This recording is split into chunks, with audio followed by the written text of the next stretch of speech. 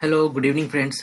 तो हम लोग का प्री ओरिएंटेड जो एग्जाम ओरिएंटेड एमसीक्यू है उसका डे 4 है। ठीक है। हर दिन की तरह आज भी हम लोग 15 क्वेश्चन जो मैंने पोस्ट किया था उसका आंसर और उसका जो कुछ बेसिक पॉइंट्स है वो हम लोग डिस्कस करने वाले हैं। ठीक है, तो स्टार्ट करते हैं हम लोग का। तो पहला क्वेश्चन था हमारा क्या, देखिए ये क्या क्वेश्चन मेरे लिए पूछा गया, क्या एक टाइप का सॉइल के बारे में यहाँ बताया गया है। ठीक है, गया कुछ फीचर बताया गया है उस सॉइल का और हमें ये पता करना है कि वो सॉइल कौन सा है या किस सॉइल के बारे में यहाँ पे उसका फीचर बताया गया है। देखते क्या, they are depositional soils transported and deposited by rivers and streams in the peninsular region. They are found in deltas of the east coast and in the river valleys. These soils vary in nature from sandy loam to clay. They are generally rich in potash but poor in phosphorus. The color of these soils varies from light gray to ash gray and they are intentionally cultivated. अब देखिए इस type का question जो होता है ना बहुत ही ज्यादा लेंदी होता है तो बहुत ही ज्यादा बोरिंग हो जाता है। ठीक है, लेकिन क्या होता है कि इसका जो आंसर होता है जरूरी नहीं कि इतना पूरा पढ़ने का आपको आंसर मिले। ठीक है, इसका जो आंसर है वो अगर आप ठीक से पॉइंट पढ़ोगे ना तो आपको स्टार्टिंग में कुछ कुछ कीवर्ड होता है। इतना जो बड़ा बड़ा टाइप का जो क्वेश्चन होता है ना उसके आंसर देने के लिए क्या होता है उस क्वेश्चन के अंदर में ही कुछ कुछ कीवर्ड्स होता है। पहला देखिए जैसे एग्जाम्पल यहाँ पे कीवर्ड जैसे एग्जाम्पल देखा जाए क्या है कि they are found in delta. अब एक चीज ये बताना, हमारा जो ब्लैक सॉइल है वो डेल्टा में तो मिलता नहीं है। ठीक है, क्योंकि डेल्टा हमारा ज्यादातर जो अगर इंडिया का मैप ये देखा जाए हमारा, ठीक है, तो ज्यादातर जो डेल्टा हमारा बनता है इस साइड में बनता है। ठीक है, ईस्टर्न साइड में। और ब्लैक सॉइल हमारा मिलता है यहाँ पर डेक्कन एरिया में। तो डेल्टा में मिलने वाला सॉइल ब्लैक सॉइल तो होगा नहीं। ठीक है, तो ये एक हिंट के साथ हम लोग इसको एलिमिनेट कर सकते हैं। ठीक, क्लियर है, ये हो गया। अब आगे देखते हैं और क्या क्या हिंट है यहाँ पर। They are intentionally cultivated. ठीक, इसको बहुत ही मतलब भरपूर तरीके से कल्टीवेट किया जाता है। ठीक है, तो हम लोगों ने ये पढ़ा होगा अगर बेसिक ज्योग्राफी के अंदर क्या कि जो लेटराइट सॉइल होता है वो कल्टीवेशन के लिए अच्छा नहीं होता, इसलिए इसका यूज हम लोग ईंटा वगैरह ब्रिक वगैरह मेकिंग में करते हैं। ठीक है, ब्रिक मेकिंग हो गया या फिर जो कैश्यू वगैरह के लिए होता है उसमें अच्छा माना जाता है। ठीक है, ये इंटेंशनली कल्टीवेटेड होता नहीं है। तो इस दो हिंट से कि ये डेल्टा में मिलता है और ये इंटेंसिवली कल्टीवेटेड होता है, इससे आप इसको भी लिमिट कर सकते हो। तो आपका दो ऑप्शन तो चला गया। ठीक है, और देखिए यहाँ पे rich in potash and phosphorus, तो आपके पास ये दो ऑप्शन बचा है। तो इस क्वेश्चन को मेरे को अटेंड करना ही करना पड़ेगा क्योंकि मैंने दो ऑप्शन एलिमिनेट कर दिया है। तो ये क्वेश्चन मेरे को अटेम्प्ट करना है। तो इंटेलिजेंट गेस के साथ मैं क्या करूंगा कि deposited by rivers and stream, तो इसका होगा क्या एल्यूवियल सॉइल। ठीक है, और एल्यूवियल सॉइल जो होता है वो इंडिया के 40% पार्ट में मिलता है हम लोग का। इसका आंसर बी होगा। तो इस जो लंबा लंबा क्वेश्चन होता है उसमें हम लोग को हिंट फाइंड आउट करना होता है कि कौन सा हिंट होता है, इजी हो जाता है। जैसा मैंने क्या बताया कि एलुवियल सॉइल जो मेरा होता है टोटल इंडिया का 40% पार्ट में एलुवियल सॉइल होता है मेरा। ठीक है, मान लो कि ये मेरा इंडिया मान लिया जाए।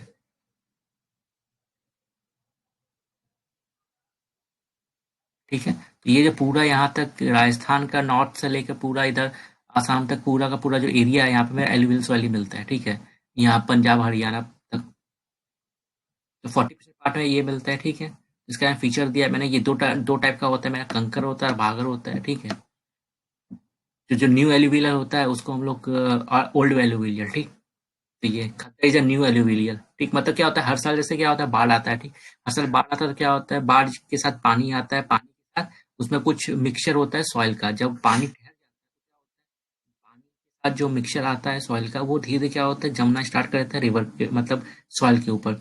जब बाढ़ का पानी चले जाता है तो क्या होता है एक नया लेयर सॉइल का वहाँ डिपॉजिट हो जाता है। तो वो जो नया लेयर होता है सॉइल का उसको कहते हैं हम लोग क्या खादर। ठीक, और जो ओल्ड डिपॉजिट होता है उसको कहते हैं भांगर। तो देखते हैं दूसरा क्वेश्चन। तो कंसीडर द फॉलोइंग मेथड्स, तो ये 5 मेथड दिया है इसमें। ये बताना है हम लोगों को क्या कि सॉइल इरोजन के लिए हम लोग या सॉइल को इरोड होने से बचाने के लिए हम लोग क्या क्या मेथड अडॉप्ट कर सकते हैं। ठीक है, तो देखते हैं क्या काउंटर प्लगिंग, स्ट्रिप क्रॉपिंग। हाँ स्ट्रिप क्रॉपिंग होगा बिकॉज इसमें देखूंगा मैं क्या 100% श्योर मैं किसके ऊपर हूँ। अगर देखा जाए स्ट्रिप क्रॉपिंग क्या होता है, ऐसा मान लो कि ये क्रॉपिंग पैटर्न है। ठीक है, तो क्या होता है कि आपने अगर क्रॉप यहाँ पे लगाया है और एक क्रॉप यहाँ लगाया है तो क्या होता है बीच का एरिया थोड़ा मतलब मिट्टी मिट्टी होता है तो वहाँ पे सॉइल इरोजन हो सकता है। लेकिन बीच के एरिया में आपने क्या किया, ये लाइन में मान लो कि आपने फसल लगाया। ठीक है, ये लाइन में फसल लगाया तो बीच के एरिया में आप क्या करो कि थोड़ा घास का स्ट्रिप बना दो। ठीक है, जिससे कि सॉइल खाली ना हो और उसका इरोजन ना हो। ठीक, टूट तो होगा ही होगा। 2 होगा तो ये ऑप्शन मेरा कट गया, ठीक है। कवर क्रॉपिंग ये होगा ही होगा, ठीक, क्योंकि नाम से क्या पता है कवर क्रॉपिंग।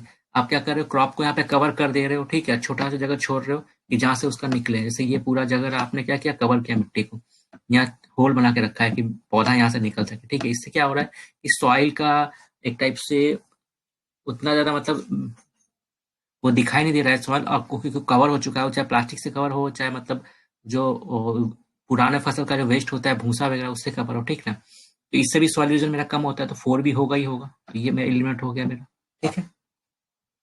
काउंटर प्लगिंग होगा ही होगा, शेल्टर बिट भी होगा, तो इसका आंसर डी होगा। दे दिया मैंने यहाँ पे, ठीक है। तो क्वेश्चन 3 हमारा, ठीक, ये क्वेश्चन इस टाइप का जो क्वेश्चन होता है जहाँ पे इस टाइप का ऑप्शन होता है, ठीक है, वही टाइप का बहुत इजी क्वेश्चन होता है। क्यों? क्योंकि क्या होता है, 3 ऑप्शन दिया है, आपको 3 में से एक फाइंड आउट करना है कौन सा सही है, ठीक है, या कौन सा गलत है। कौन सा गलत आपने फाइंड आउट कर दिया तो आपका आंसर इजी निकल जाता है। जैसे ये क्वेश्चन है मेरा, ठीक है, फर्स्ट पॉलिसी के बारे में 1988 का, ठीक है। तो पहला इसका स्टेटमेंट क्या बोलता है मेरा, bringing 30% of the geological area under forest cover, ठीक। अब इस क्वेश्चन में क्या है कि अगर आपने एक बार ही पढ़ा होगा तो आपको ये पता होगा कि इंडिया के अंदर, ठीक है, जितना भी आज तक मतलब फॉरेस्ट पॉलिसी बना है, उन सब के अंदर टारगेट क्या फिक्स किया गया है कि टोटल इंडिया का 1/3 लैंड मतलब 33% पे हम लोगों को फॉरेस्ट कवर पूरा करना है, ठीक है। तो आपको ये पॉइंट पता है जो कि हर चीज में कॉमन होता है, ठीक, कॉमन है। इवन 90 अभी 2021 के अंदर जो नया नया निकला है अभी हाल ही फिलहाल में, ठीक है, 1 महीना के अंदर ही, उसमें भी यही चीज है कि हम लोग को 33% करना है, ठीक। तो ये वाला पॉइंट तो गलत हो गया। अगर ये वाला गलत हो गया, ये एलिमिनेट, ये एलिमिनेट, ये एलिमिनेट, आंसर आ गया। बाकी दो को आपको पढ़ने की जरूरत भी नहीं है एक टाइप से, ठीक है। तो ये ब्रिंगिंग 33% हम लोग को लाना है फर्स्ट कवर के अंदर, ठीक है। उसके बाद जो सब वुड वगैरह का सब्सिट्यूट होता है, लाइक आयरन का टूल्स वगैरह, स्टूल वगैरह, बेड वगैरह, स्टील का बेड वगैरह, वो सबको मतलब कैसे प्रमोट करना है जिससे कि वुड का डिमांड कम हो सके, ठीक है, जैसे फॉरेस्ट कटना कम हो सके, ठीक है। सोशल फॉरेस्ट्री को प्रमोट करना है, ठीक, ये सब चीज। तो क्वेश्चन 4 देखते हैं हम लोग क्या। हम्म, ये मेनली अर्थक्वेक चैप्टर से रिलेटेड है मेरा, ठीक है। ये अर्थक्वेक का जो वेव होता है उसके बाद क्या होता है, जैसे मतलब आते हैं मेरा, ठीक है, तो उससे क्या होता है, दो टाइप का वेव निकलता है, एस वेव और पी वेव, ठीक। तो उसके बारे में क्वेश्चन है मेरा। S wave travel much faster than P wave, ठीक है। Unlike P wave, S wave can travel through gaseous, liquid and solid material. तो अगर आपने ये चैप्टर पढ़ा होगा तो आपको ये पता होगा क्या कि जो मेरा एस वेव होता है ना, ठीक है, वो क्या होता है कि सिर्फ और सिर्फ किससे ट्रैवल कर सकता है मेरा, ठीक है, सिर्फ सॉलिड से, ठीक है। मतलब तीनों जो होता है सॉलिड लिक्विड गैस, इन तीनों से पी वेव भी पास हो सकता है, एस वेव तीनों से पास नहीं हो सकता है, ठीक है। एस वेव सिर्फ सॉलिड से पास होगा। ये मेरा स्टेटमेंट गलत हो गया, ठीक, क्योंकि उल्टा दिया है ये पी वेव होगा यहाँ पे। पी वेव जो होता है वो सॉलिड लिक्विड गैस सबसे ट्रांसफर हो सकता है, तो ये गलत हो गया मेरा, ठीक है। उसके बाद क्वेश्चन दूसरा, पहला स्टेटमेंट क्या है, S wave travel faster than P wave, ठीक है। तो ऐसा नहीं है, पी वेव जो होता है वो फास्टर ट्रेवल करता है, ठीक है, वो फास्ट ट्रैवल करता है, ठीक, इसलिए पहले रीच करता है अर्थ के सरफेस के ऊपर, ठीक है। एस वेव जो होता है स्लो होता है, क्लियर है, तो ये वाला भी गलत है, ठीक। अब यहाँ पे ट्विस्ट ये रहा, क्वेश्चन में ये नहीं पूछा है कि कौन सा सही है, क्वेश्चन में क्या पूछा है, नॉट करेक्ट। तो यहाँ पे भी थोड़ा ध्यान दे देना है, ठीक है। तो मतलब नॉट करेक्ट मतलब दोनों में से करेक्ट कौन सा नहीं है, दोनों करेक्ट नहीं है मेरा, क्लियर है। अच्छा, इसका ऑप्शन सी होगा। अगर यहाँ पे पूछा होता करेक्ट कौन सा है तब ऑप्शन डी होता है, लेकिन यहाँ पे क्या पूछा, नॉट करेक्ट, तो दोनों में यार नॉट करेक्ट है, इसलिए ऑप्शन डी हो जाएगा। इसलिए इस पर भी ध्यान रखना है कि क्या पूछा है क्वेश्चन में, करेक्ट या नॉट करेक्ट, ठीक है। एक और मेरा होता है, इसको हम लोग कहते हैं सरफेस वेव। ये क्या होता है, ये जैसे अर्थ का सरफेस मान लिया जाए, ठीक है, क्या होता है, एस वेव और पी वेव यहाँ से निकल के यहाँ तक आते हैं। यहाँ के आने के बाद क्या होता है, वो सरफेस मतलब फिर वो जो अंदर से इंटेंसिटी आ रहा है वेव का, वो अर्थ के सरफेस के ऊपर आता है और एक तरह से सरफेस वेव होके निकलता है वहां से, ठीक है। सरफेस वेव जो होता है सबसे वो जो सरफेस वेव होता है यहाँ पर, फिर बाद में वही सब बिल्डिंग वगैरह डैम वगैरह वही तोड़ता है, ठीक है। सरफेस वेव के अंदर भी एक टाइप होता है लव वेव, ठीक। जो लव वेव हमारा बिल्ड सबसे ज्यादा डिस्ट्रक्टिव माना जाता है लव वेव, ठीक है। तो ज्योग्राफी के अंदर ने भी माना है कि लव वेव जो होता है सबसे ज्यादा डिस्ट्रक्टिव होता है। चलो क्वेश्चन 5 देख लेते हैं फिर। S wave only travel through solids. तो क्वेश्चन 5 देख लेते हैं फिर। During the cold weather season, अभी बहुत ज़्यादा रिलेट कर सकते हो, बिकॉज इंडिया के अंदर अभी क्या है कि मतलब पिछले साल के कंपेयर के अंदर खासकर नॉर्थ इंडिया के अंदर बहुत ज़्यादा ठंडी देखने को मिल रहा है। ठीक है, तो ये पूछ रहा है इसका रीज़न क्या है कि during the cold weather season northern India experiences an excessive cold compare to southern India. वो आए क्यों, नॉर्थ इंडिया में ज़्यादा ठंडी क्यों पड़ता है as compare to southern India. तो सबसे पहला रीजन तो हमारा ये हो जाता है, कॉमनली देखा जाए तो क्या कि नॉर्थ इंडिया क्या था, इंटीरियर हो जाता है। ठीक, और हमने ज्योग्राफी के अंदर क्या पढ़ा है कि इंटीरियर एरिया में क्या होता है, क्लाइमेट जो होता है एक्सट्रीम होता है। चाहे वो गर्मी हो तो बहुत गर्मी होगा, ठंडी है तो बहुत ठंडी होगा। ठीक है, इस टाइप से होता है। और वहीं अगर मेरा कोस्टल एरिया है तो वहाँ क्या होता है, टेम्परेचर मॉडरेट होता है, क्योंकि बिकॉज ऑफ वाटर रहता है आसपास। ठीक है, वाटर बॉडी है उसके आसपास, क्योंकि वाटर बहुत देर से गर्म भी होता है, बहुत देर ठंडा भी होता है। ठीक है, तो वो एक टाइप से टेम्परेचर को मेंटेन करने में रखता है। इसलिए चेन्नई का एरिया हो गया तो हार्डली ठंडी पता चलता है, मुंबई में हार्डली ठंडी पता चलता है, हार्डली 15-20 दिन का हल्का फुल्का रहेगा। ठीक, कलकत्ता वैसे ही होगा मेरा। ठीक है, तो नॉर्दर्न इंडिया देख लेते हैं ऑप्शन, क्यों ठंडी ज्यादा रहता है नॉर्दर्न इंडिया के अंदर, ये पूछा गया है। Northern India experience the continental type of climate, सही है, क्योंकि कॉन्टिनेंटल टाइप ऑफ क्लाइमेट क्या होता है, जो इंटीरियर होता है, मतलब इंटीरियर एरिया में होता है। ठीक है, दिल्ली हो गया मेरा, हरियाणा हो गया, वो पूरा इंटीरियर एरिया है मेरा। ठीक है, क्योंकि आसपास इंटीरियर एरिया किसको कहते हैं, कॉन्टिनेंटल टाइप ऑफ क्लाइमेट किसको कहते हैं, जहाँ पर आसपास मेरा ओशन नहीं हो या कोई सी नहीं हो, वाटर बॉडीज नहीं हो। ठीक है, तो पहला तो सही है, क्योंकि इसलिए वहाँ पे एक्सट्रीम टेम्परेचर होता है, चाहे वो गर्मी हो तो गर्मी ज्यादा, ठंडी है तो ठंडी ज्यादा। वन तो होगा ही होगा, अगर वन होगा तो मेरा बी एलिमिनेट हो गया। ठीक है, दूसरा, the snowfall in the near by Himalayan range creates a cold wave situation, बिल्कुल सही है। ठीक है, इसलिए तो ठंडी के मौसम में सब जाते हैं वहाँ पे, स्नो वगैरह होता है तो उससे काफी इफेक्ट पड़ता है हमारा। Third, cold wind blown from the Caspian Sea to the northern side of Iran India. ठीक है, ये भी सही है, क्योंकि जो मेडिटेरियन सी हो गया, कैस्पियन सी हो गया, यहाँ से जो साइबेरिया हो गया, उस साइड से थोड़ा मोड़ा जो मतलब कोल्ड वेव आता है, उसके कारण भी थोड़ा मतलब इसको ठंडी हमारा बढ़ जाता है इंडिया के अंदर। एक मेरा इसलिए क्या होता है, वेस्टर्लीज। तो वेस्टर्लीज क्या होता है कि हमारा मेडिटेरियन ओशियन से फ्लो होके आता है इंडिया में। ठीक है, वो नॉर्थ इंडिया में और ठंडी क्रिएट करता है। तो तो इसका ऑप्शन डी हो जाएगा फिर, क्योंकि टू तो मेरा सही है, टू अगर सही है तो ये भी मेरा कट गया, दो ऑप्शन मेरे पास बचा। तो क्वेश्चन 6 देख लेते हैं फिर।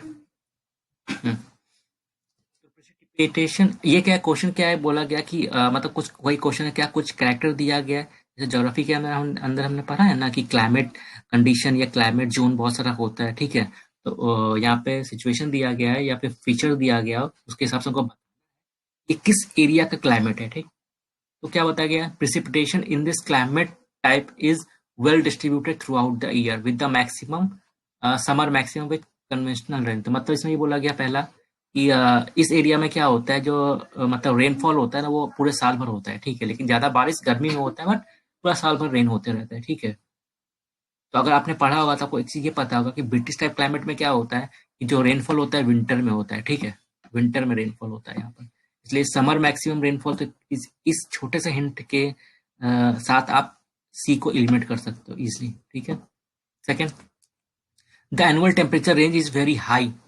ठीक है, the climatic type is absent in the southern hemisphere. Lumbering is a major economic activity. अब ये जो दिया है ना आपका, ये लंबरिंग इंडस्ट्री, इसका मतलब क्या होता है, जो ऐसा इंडस्ट्री जो कि मतलब लकड़ी वगैरह का सामान बनाता है ना वो।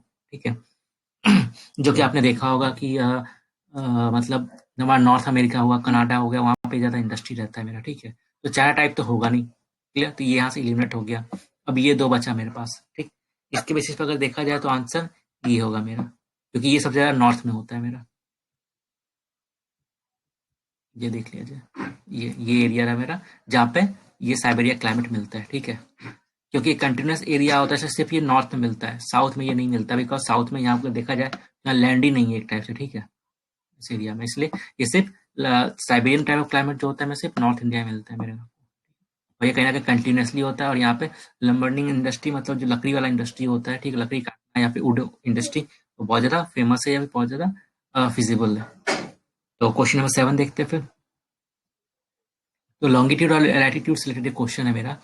तो बता देता हूँ क्या, लॉन्गिट्यूड मेरा ये हो गया, सॉरी, लॉन्गिट्यूड मेरा ये हो गया, ये लैटिट्यूड है मेरा, ये लॉन्गिट्यूड, ये मेरा अर्थ रहा। ठीक है, ये जो इक्वेटर हो गया मेरा, वो एक टाइप से किसका एग्जांपल है, मेरा लैटिट्यूड का है।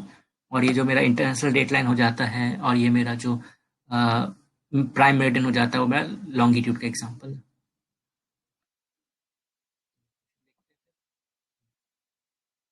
करेक्ट, ठीक।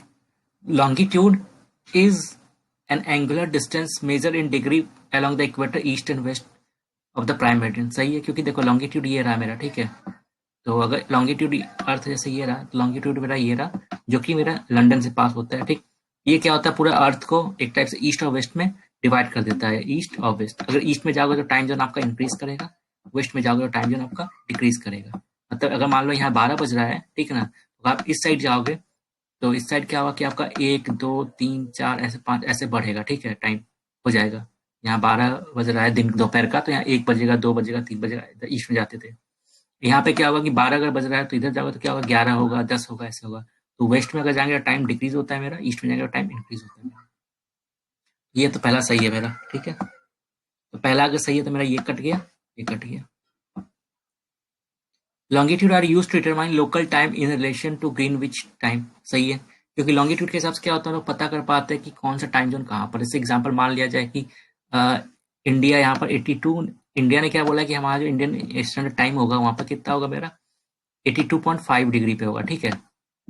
तो इतना, अब मैंने क्या बताया, ईस्ट में हम लोग जाते हैं तो क्या होता है, मेरा टाइम इंक्रीज करता है मेरा, ठीक है। तो अगर मान लो यहाँ पे ये क्या है मेरा, GMT 5:30 है। कैसे निकाला है, देखो इधर। अगर मान लो लंदन पे यहाँ 12 बज रहा है मेरा, ठीक है, और ये 0 डिग्री है मेरा प्राइम मेरिडियन, ठीक। इंडिया में कितना, 82.5 पे कितना टाइम होगा मेरा, वो निकालना है। हम लोग को पता है क्या, पूरा जो अर्थ है मेरा वो कितना है, 360 डिग्री है, ठीक है। और एक पूरा रोटेशन होने में, यहाँ 360 डिग्री घूमने में कितना टाइम लगता है, 24 घंटा, ठीक है। तो मतलब क्या, 1 घंटे में 15 डिग्री घूमता है। क्लियर है, 1 घंटे 15 डिग्री। मतलब क्या, अगर इसको और अच्छा दिखाया जाए तो क्या होगा मेरा, कि 60 मिनट्स में 15 डिग्री, ठीक है, क्लियर। तो ये निकाल लो फिर। तो इसका मतलब क्या, अगर 15 डिग्री घूमने में 60 मिनट टाइम लग रहा है, तो 1 डिग्री घूमने में कितना लगेगा, 4 मिनट लगेगा। क्लियर है, तो उसके हिसाब से इसको इंटू कर दो, निकल आएगा। अगर 15 के हिसाब से देखा जाए तो क्या होगा, 60 और 5 75, ठीक है। 15 का 75 जो होता है मेरा, मल्टीपल हो जाएगा 15 का, ठीक है। तो कितना हो गया, 5 घंटा। और बाकी बचा कितना डिफरेंस यहाँ पे, 7.25, 7.5 डिग्री। तो अगर 15 डिग्री का वैल्यू जो है मेरा 1 घंटा है, तो 7.5 जो मिनट बचेगा, ठीक है, 7.5 डिग्री जो होगा, 7.5 डिग्री का वैल्यू कितना हो जाएगा मेरा, 7.5,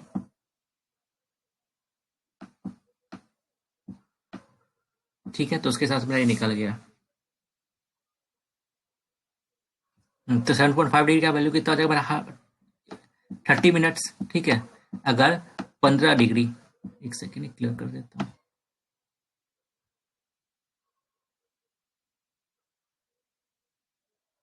मैप है क्या इधर, नहीं है map.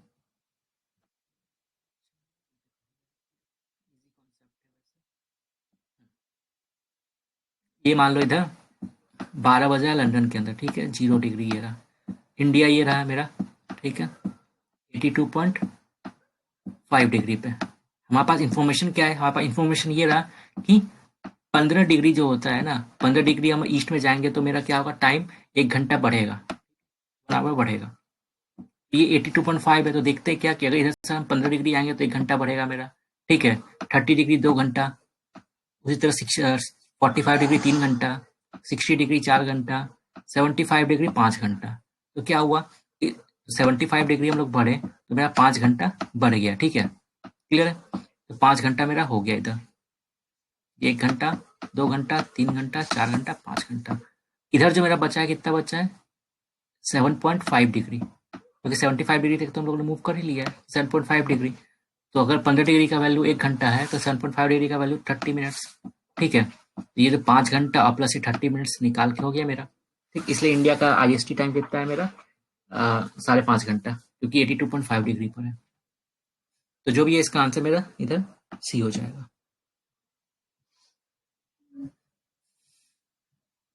Question number 8, consider the following statement regarding temperature inversion. Temperature inversion होता है क्या है, ठीक है। ये इन्वर्जन मतलब क्या है, नॉर्मली क्या होता है टेम्परेचर की, आपके ये अर्थ रहा, ठीक है, ये मान लो अर्थ है, ठीक। क्या होता है, यहाँ पे आपका गर्म हवा रहता है, ठीक है। हवा जितना गर्म होगा ऊपर जाएगा ठंडा होगा, ठीक। तो यहाँ पे क्या होता है, वार्म एयर होता है, यहाँ पे कोल्ड एयर होता है, ठीक, नॉर्मल सिचुएशन में, ठीक है। हवा जितना गर्म होगा उतना फैलेगा, उतना हल्का होगा, उतना ऊपर जाएगा, तो नीचे में आपका बच जाता है एक टाइप से। तो वो वार्म एयर होता है, ऊपर कोल्ड एयर होता है, ठीक। जितना ऊपर जाएगा उतना ठंडा होता रहेगा, ठीक है। लेकिन नॉर्मल सिचुएशन में क्या होता है, टेम्परेचर, ये रहा कंडीशन नॉर्मल सिचुएशन का। लेकिन टेम्परेचर इन्वर्जन में क्या होता है कि कोल्ड एयर नीचे होता है, उसके ऊपर वार्म एयर हो जाता है, उल्टा। इन्वर्जन मतलब होता है उल्टा, ठीक है। नॉर्मल सिचुएशन के उल्टा हो जाता है, यहाँ पे कोल्ड एयर नीचे रहता है, वार्म एयर उल्टा ऊपर रहता है, ठीक। ये होता कैसा है देख लो यहाँ पे। मान लो ये वैली रहा, ठीक है। अब वैली का ये पॉइंट आप देख लो, ठीक। अब मान लो यहाँ पे कोई एयर है, ठीक है। यहाँ पर जो एयर मास है, ये वाला मान लो एयर का एक पॉकेट है, ठीक। ये क्या होगा, ठंडी के मौसम में ठंडी हो रहा है रात को, ठंडा होगा, ठंडा होगा, ठीक। ठंडा होते हो तो क्या होगा, ये फिर स्लोप करके क्या होगा कि वैली के नीचे आ जाएगा, क्लियर है। अब ये वैली के नीचे आ गया क्योंकि ये भारी भी एयर है, और ऊपर जो एयर है, ठीक है, वो क्या है कि इसके कंपेयर में ठंडा, मतलब उसके कंपेयर ये जो वैली में एयर है वो ज्यादा ठंडा है, कोल्ड। क्योंकि यहाँ पे जो एयर था वो क्या हुआ, ठंडा होके भारी होके नीचे आ गया, ठीक। तो अब ये भारी होके नीचे आ गया, तो नॉर्मल सा बात है क्या, ये ज्यादा भारी है इसके कंपेयर में, ठीक है। और यहाँ पे भारी का मतलब क्या है कि जो एयर जितना ठंडा रहेगा वो जितना भारी रहेगा, ठीक। जो क्लियर है, एयर अगर ठंडा है तो वो भारी है, हल्का है तो गर्म है, ठीक है। तो ये क्या है कि ये ज्यादा भारी था इसलिए क्या हुआ, गर्म। तो अब देखो यहाँ पे ठंडी दोनों है, ठंडा दोनों है, लेकिन ये ज्यादा ठंडा है, जो नीचे आ गया वैली के वो ज्यादा ठंडा है, ठीक है। और ये ऊपर रहा तो इससे कंपेयर में कम ठंडा है, मतलब, ठीक, क्लियर है। अब क्या होगा कि जो एयर यहाँ पे आया, अब क्या होगा कि ये ऊपर जा नहीं पाएगा, बिकॉज ये ठंडा एयर यहाँ पे कोल्ड रहा, और इससे कंपेयर में अगर देखा जाए तो ये वार्म एयर ऊपर रह गया। तो इस सिचुएशन में क्या होता है, हम इसको बोलते हैं क्या, टेम्परेचर इन्वर्जन, ठीक है। क्योंकि नीचे ज्यादा ठंडा एयर नीचे रह गया, और उसके कंपेयर में कम ठंडा या फिर गर्म एयर ऊपर रह गया, टेम्परेचर इन्वर्जन। इसको काइटाबेटिक समथिंग बोलते हैं, खैर वो ज्योग्राफी के अंदर आप देख लेना, हम लोग एमसीक्यू देखते हैं क्योंकि सब कुछ वही है। A long winter night with clear skies and still air is an ideal condition for temperature inversion. हाँ बिल्कुल सही है, बिकॉज अगर मान लो रात के टाइम में अगर आसमान में बादल ज्यादा है ना, तो क्या होगा कि वो एयर को ट्रैप कर लेता है, जाने नहीं देता है बाहर ऊपर, ठीक है। अगर जाने नहीं देगा तो क्या होगा कि गर्मी ज्यादा लगेगा। तो जिस रात को अगर मान लो बादल ज्यादा छाया हुआ है आसमान के ऊपर, ठीक है, इसका मतलब आसमान अगर साफ हो तो मतलब क्या, टेम्परेचर कम होगा। ये बिल्कुल सही है, एट का पहला ऑप्शन। अगर ये सही है तो ये मेरा कट गया, ये कट गया। Second, temperature inversion is a frequent phenomena in polar area, हाँ, तो ये मेरा सी हो गया। तो क्वेश्चन 9 देख लेते हैं फिर। Consider the following statement with respect to Indian monsoon, ठीक है। The monsoon unlike the trade winds are not steady but in nature, ठीक है। तो ट्रेड विंड अगर मानसून देखा जाए तो मानसून, अगर आपने ज्योग्राफी पढ़ा होगा तो आपको ये पता होगा कि मानसून जो मेरा है वो क्या है, लोकलाइज विंड है, और मतलब लोकल लेवल पे बहता है, ठीक है। इंडिया हो गया और आसपास के कंट्री में तो बहता है, ठीक। और प्लस वो क्या है कि साल भर नहीं बहता है। ट्रेड विंड जो होता है मेरा साल भर बहता है, ठीक है। लेकिन मानसून विंड जो क्या होता है, मतलब ईयर के पर्टिकुलर टाइम पे हमारा बहता है, ठीक, क्लियर है। तो इसलिए क्या है, पहला स्टेटमेंट तो मेरा सही है, क्योंकि ये मानसून विंड मेरा स्टेडी नहीं है लाइक ट्रेड विंड, ठीक है। ये तो मेरा सही है, अगर वन मेरा सही है तो ये कट गया मेरा। ठीक है। दूसरा क्या है, the monsoon rainfall has a declining trend with the increasing distance from sea. तो क्या होता है, जो विंड आता है मानसून का अपने साथ मॉइस्चर लेके आता है, ठीक है। जैसे ही लैंड पे आएगा बरसना स्टार्ट करेगा, इसलिए, ठीक।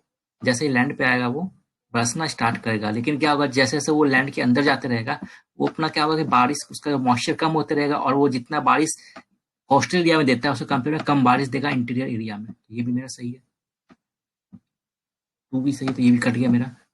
अब देखते हैं ये वाला, the monsoon season is largely govern by, सही बात है, ठीक। ये क्या होता है, अगर मान लो ये मेरा इंडिया रहा, ठीक है। तो क्या होता है, अगर मान लो ये वेस्टर्न कोस्ट है मेरा, ठीक, तो मानसून यहाँ से आता है, यहाँ पे हिट करता है और यहाँ बारिश होता है, ठीक है, क्लियर।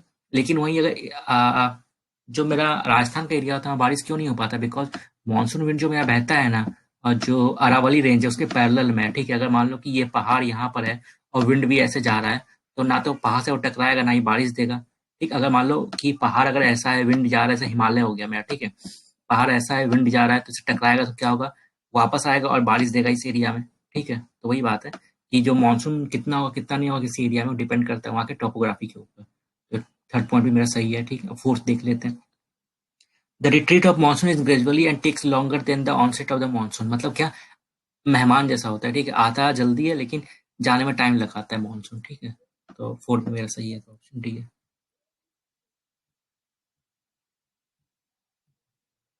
तो क्वेश्चन 10 देख लेते हैं हम लोग क्या।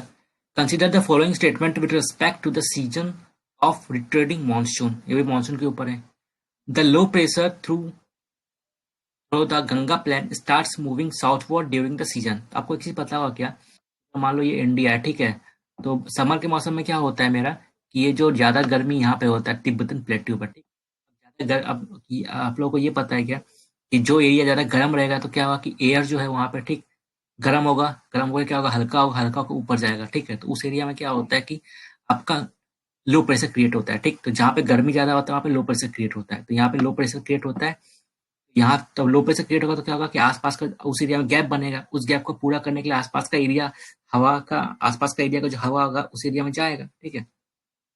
तो लो प्रेशर क्रिएट होता है समर के मौसम में, इसलिए क्या होता है, ओशियन से जो हाई प्रेशर विंड होता है वो जाता है यहाँ पे इस एरिया को पूरा करने के लिए, और वो जो हाई प्रेशर विंड आ जाता है अपने साथ मॉइस्चर लेके जाता है, इसलिए वो जब हिट करता है इंडियन कॉन्टिनेंट में तो वहां पे बारिश देता है, ठीक है। ये हो गया समर का सीजन का हाल, ठीक।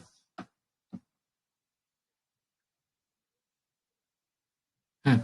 अब क्या होता है विंटर में, क्या होता है विंटर में, ठीक उल्टा, विंटर में क्या होता है, नॉर्थ में ज्यादा मतलब ठंडी रहता है, और यहाँ पे इक्वेटर में तो आपको पता है कि वहाँ पे टेम्परेचर मोर और लेस सम होता है। तो अब उल्टा हो जाता है विंटर में, क्या कि ये हाई प्रेशर बन जाता है, ठीक है, और ये लो प्रेशर बन जाता है, इसलिए क्या होता है कि जो विंड होता है वो फिर ऐसे बहता है, यहाँ पे आता है बहता है, ठीक है, विंटर के सीजन में। इसी को कहते हैं हम लोग क्या, रिटार्डिंग ऑफ मानसून, ठीक। तो उसके बारे में ये बोला गया है, the low pressure throughout the Ganga plain starts moving southward. तो ये सही बात है, क्योंकि ये लो प्रेशर जो पहले यहाँ होता है समर के मौसम में, वो क्या होता है धीरे धीरे नीचे जाना स्टार्ट करता है लो प्रेशर, और फाइनली यहाँ तक आ जाता है पूरा।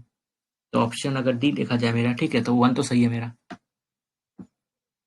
हाँ, during the season the cyclonic activity in Bay of Bengal decrease drastically, ठीक। ये ऑप्शन गलत है, बिकॉज अगर करंट अफेयर्स न्यूज़पेपर पढ़ रहे हो तो आप ये पाओगे कि जब अक्टूबर नवंबर के मौसम में ही ज्यादा साइक्लोन आता है, ठीक है, बे ऑफ बंगाल के अंदर। साल भर उतना नहीं, साल भर उतना मतलब साइक्लोन नहीं आएगा जितना कि अक्टूबर नवंबर में आता है। क्यों आता है, बिकॉज यहाँ पे जो विंड है मेरा, ठीक है ना, लो प्रेशर क्रिएट हो जाता है, पहले यहाँ पे होता है लो प्रेशर, लेकिन धीरे धीरे क्या होता है कि जैसे जैसे विंटर में आते रहता है, लो प्रेशर जो होता है नीचे होते रहता है, ठीक। तो अक्टूबर नवंबर के आसपास जब मानसून जाने लगता है तो लो प्रेशर मेरा यहाँ पे मतलब एक टाइप से आ जाता है, ठीक है। तो क्या होता है, क्योंकि लो प्रेशर यहाँ पे आ गया तो क्या होगा, यहाँ से विंड आ रहा है पूरा करने के लिए इस एरिया को, यहाँ से हाई प्रेशर विंड आ रहा है, तो चारों तरफ से हाई प्रेशर विंड आता है, इस कारण क्या होता है यहाँ पे साइक्लोन डेवलप हो जाता है मेरा। ये गलत है यहाँ पे, क्योंकि इंक्रीज हो जाएगा, तो 2 मेरा गलत है। अगर 2 मेरा गलत है तो 2 को एलिमिनेट करो, आगे आंसर मेरा सही। तो नेक्स्ट क्वेश्चन देखते हैं क्या। ये एक रिवर के बारे में बताया गया है, ठीक है। तो बताना है कि इस फीचर के बारे में, इस फीचर को पढ़ के बताना है कि कौन सा रिवर के बारे में बात कहा गया है। It originates from the glacier, it India's first river in Iceland. कुछ नहीं पढ़ना है, ठीक है। इस क्वेश्चन का हिंट में मिल गया क्या, India's first river in Iceland district. होगा आप लोगों ने, तो आपको एक चीज पता होगा क्या, ठीक है, कि इंडिया के अंदर एक ही मतलब आइलैंड डिस्ट्रिक्ट है, मतलब एक आइलैंड इतना बड़ा है कि उसको एक डिस्ट्रिक्ट का ही दर्जा मिल चुका है, और वो कहाँ पे, मजूली आइलैंड, ठीक है, आसाम के अंदर। वो आइलैंड इतना बड़ा है, हमारा लगभग 500 किलोमीटर के आसपास का है, ठीक है। इतना बड़ा एरिया है कि उसको एक अलग डिस्ट्रिक्ट का ही दर्जा मिल चुका है, तो वो कहाँ पर है, ब्रह्मपुत्रा के ऊपर है। तो बस बाकी पढ़ना की जरूरत ही नहीं है हम लोग को, ठीक है। यहीं से पता चल गया कि first, India's first river in Iceland district, ठीक। तो क्वेश्चन का हिंट यहीं पर है बस, तो फाइंड आउट करना पड़ेगा कि कहाँ से हम लोग निकाल सकते हैं। A person travel from Andhra Pradesh to Tamil Nadu, ये रहा मेरा तमिलनाडु, ये रहा मेरा आंध्र प्रदेश, ठीक है। तो बताना है कि अगर कोई इंसान आंध्र प्रदेश से तमिलनाडु जा रहा है तो उसको कौन कौन सा हिल मिलेगा, ठीक है। तो इसलिए बोला जाता है क्या कि ज्योग्राफी पढ़ते टाइम क्या होता है ना, कि आप वर्ड्स में नोट्स मत बनाओ, मैप में बनाओ। तो अगर आपने मैप में बनाया होगा तो आप इजिली पता लगा सकते हो क्या, कि यहाँ पे ये हिल है, यहाँ पे ये हिल है, यहाँ पे ये हिल है, यहाँ पे नाला मला है, यहाँ पे जावेदी हिल है, ठीक है, ये सब है। और अगर आपने नहीं बनाया तो आपको, अगर आपने ये सब पढ़ा होगा तो आपको ये पता होगा कि गरजात हिल जो है वो साउथ में तो नहीं है, ठीक है, वो सेंट्रल इंडिया में होगा, या फिर सेंट्रल इंडिया में है, ठीक है। वैसे तो 2 में एलिमिनेट हो जाता है यहाँ से, क्लियर है। ये गरजात तो होगा नहीं यहाँ पर, ठीक। 4 होगा, तो बाकी तीनों, तो अब इन दोनों में से एक चूज करना पड़ेगा। तो ये क्वेश्चन में यहाँ पे थोड़ा सा लक फैक्टर भी काम करेगा, तो थोड़ा तुक्का मारना पड़ेगा यहाँ पे। जैसे इस केस में सी है, ठीक है। अगर पढ़ा है तो अच्छी बात है, 1/4 तो होगा ही होगा। सॉरी सॉरी, तुक्का मारने की जरूरत नहीं, बिकॉज जावेदी हिल आपने पढ़ाई होगा, ठीक है। यहाँ पे समथिंग है जावेदी हिल, ठीक। और सी वाला हिल 4, तो 1/4 आंसर हो जाएगा। 1/4 कहाँ पर, यहीं पर है, तो आंसर सी हो गया। 2 ऑप्शन काटेगा, इंटेलिजेंट गेस वर्क, तो यही बचा सकता है बस, क्योंकि एग्जैक्ट किसी को पता नहीं होता है। इस टाइप का नोट्स बना लेना तो ईजी हो जाता है, मैप के ऊपर ये मार्क करके, ठीक है। नालामाला हिल ये हो गया, पालकोंडा, ठीक है, जावेदी हिल, सुरा हिल, कार्डमम हिल।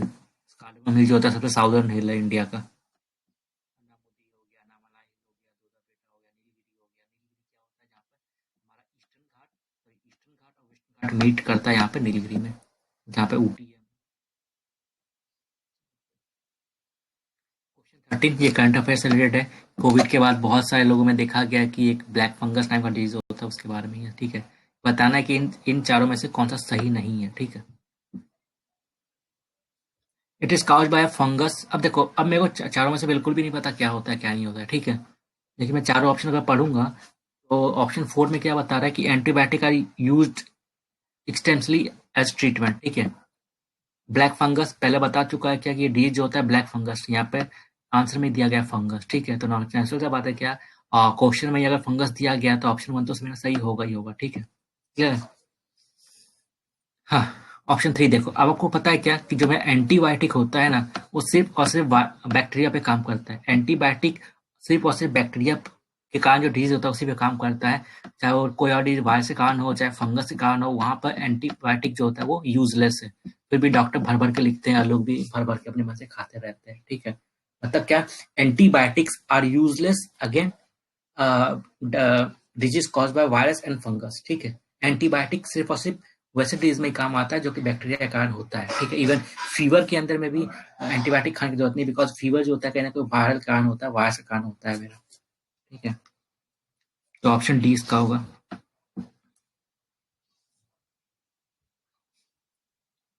क्वेश्चन 14,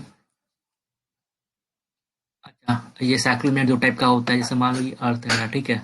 अर्थ रहा, तो अर्थ में क्या है कि ये मेरा इक्वेटर हो गया, ठीक है।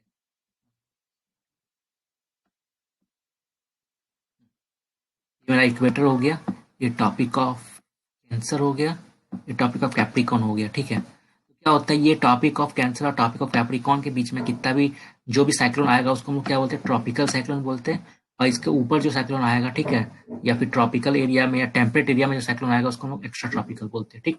तो दो ट्रॉपिक के बीच में जो साइक्लोन होगा उसको हम लोग ट्रॉपिकल साइक्लोन बोलते हैं, और उसके बाहर हम लोग एक्स्ट्रा ट्रॉपिकल ट्रॉपिकल बोलते हैं। दोनों में डिफरेंस क्या होता है ये समझ लो, ट्रॉपिकल और एक्स्ट्रा ट्रॉपिकल। पहला, ये ट्रॉपिकल एरिया में आता है, ठीक है। और ये जो होता है मेरा टेम्परेट एरिया में होगा, ठीक है। अब जैसे इंडिया हो गया तो इंडिया में ट्रॉपिकल साइक्लोन आता है मेरा, ठीक। यूएसए हो गया तो वहाँ एक्स्ट्रा ट्रॉपिकल आएगा। दूसरा क्या होता है, जो ट्रॉपिकल साइक्लोन होता है जो इंडिया में आता है वो कहाँ पे ओरिजिनेट होता है, वो मेरा सी पे ओरिजिनेट होता है। और जैसे वो लैंड से टकराएगा वो उसका पावर घट जाएगा, ठीक है। लेकिन जो एक्स्ट्रा ट्रॉपिकल होता है वो लैंड और सी दोनों पे बन सकता है, ठीक। तो ऑप्शन 1 देख लो, extra tropical cyclones can originate on both land and sea, ठीक है। तो ये बोल रहा है पहला, तो ये तो सही है क्योंकि मैंने बताया क्या, दोनों पे लैंड पे भी हो सकता है, सी पे भी हो सकता है, तो 1 तो मेरा सही है। तो अब 1 अगर सही है तो मेरा बी कट जाएगा, ठीक है। Second, extra tropical cyclones usually move in east to west direction. Third, pattern of wind direction is इतना, वैसे तो ये एक्स्ट्रा ट्रॉपिकल जो होता है मेरा, ठीक है, वेस्ट टू ईस्ट मूव करता है, और ट्रॉपिकल वाला मेरा ईस्ट टू वेस्ट मूव करता है, ठीक है। तो ये ऑप्शन मेरा गलत है। तो अगर 2 मेरा गलत है तो ये कट गया, ये कट गया, ऑप्शन सी मेरा निकल गया।